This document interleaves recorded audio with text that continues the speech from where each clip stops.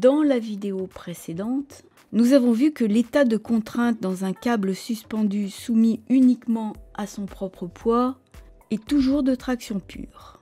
Inversement, pour le principe de la chaînette, si nous imaginons de rigidifier ce même câble, et donc de rajouter de la matière, de le renverser, nous aurons un arc et un état de contrainte de compression pure.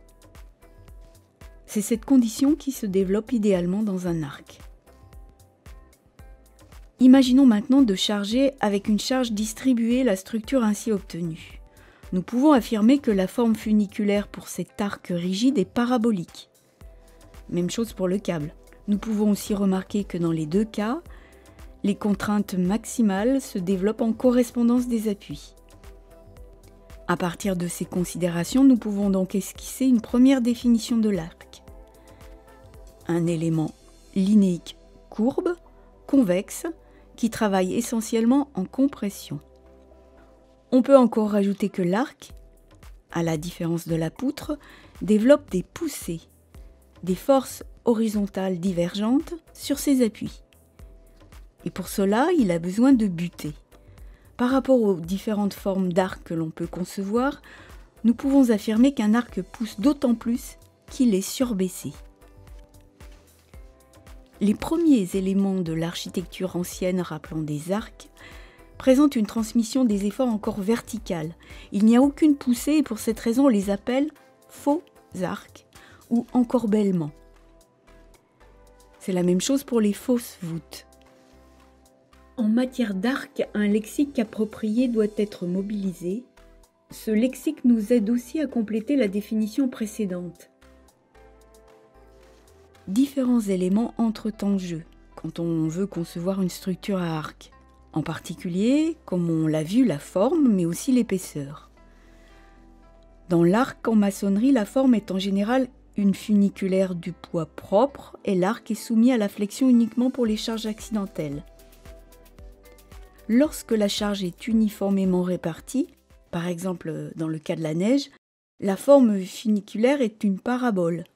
Mais lorsque la charge est le poids propre, la forme funiculaire est une chaînette. À la différence du système câble, le système arc, par sa rigidité, peut reprendre différentes charges sans que sa géométrie soit modifiée. Dans ce cas, il développera aussi de la flexion.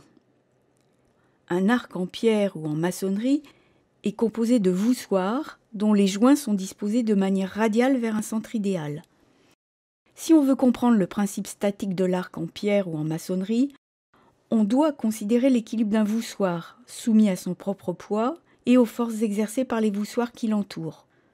Nous pouvons expliquer ce principe en décomposant le poids P du voussoir générique selon les directions normales aux surfaces de contact des voussoirs. Nous obtiendrons de cette façon les composantes R et S qui représentent les efforts réciproques échangés entre les voussoirs en contact. Si on applique le même raisonnement à toute la structure, on obtiendra une courbe dite courbe des pressions. Les forces inclinées générées par les actions réciproques des voussoirs déterminent une résultante globale R, inclinée, qui peut être décomposée au niveau de l'imposte en une composante verticale et une composante horizontale S. C'est la composante horizontale qui doit être contrôlée, car au-delà d'une certaine valeur, elle pourrait faire basculer les pieds droits.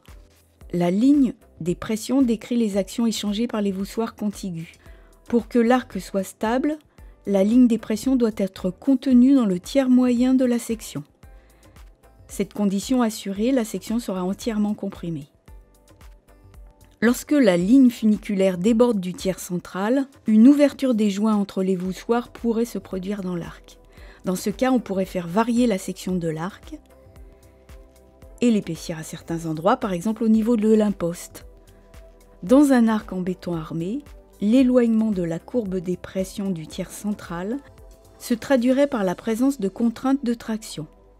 Ces conditions de stabilité peuvent être aussi élargies à la voûte, élément surfacique courbe. Appuyée normalement sur des murs ou des séries de colonnes, comme l'arc, la voûte travaille essentiellement en compression et génère des poussées sur ses supports.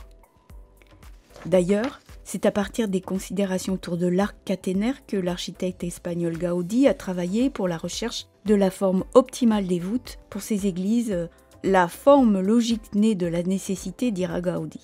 Ces maquettes funiculaires construites avec des fils suspendus auxquels il accrochait des charges sont très connues. Le renversement lui donnait le profil optimal de la voûte pour des conditions de charge imposées. À partir de ces considérations, nous pouvons affirmer que les pieds droits, les supports, doivent être suffisamment dimensionnés pour contrecarrer la poussée de l'arc.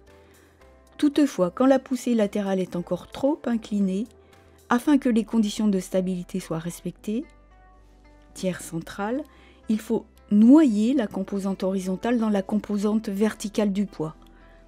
Pour ce faire, les bâtisseurs du passé ont imaginé différentes solutions. Des éléments capables d'opposer une contre-poussée, comme les arcs-boutants. Des éléments capables d'absorber par leur propre poids cette poussée inclinée, des contreforts par exemple. Ces éléments permettent d'augmenter l'épaisseur du mur et donc son poids relativement à celui de l'arc. Des éléments qui rajoutent du poids, les pinacles, pour faire en sorte que la résultante soit presque verticale, afin de la ramener à l'intérieur de ce que l'on appelle techniquement la base de sustentation. Des efforts contraires de traction, les tirants. Cette dernière solution est par exemple visible dans la place des Innocenti à Florence.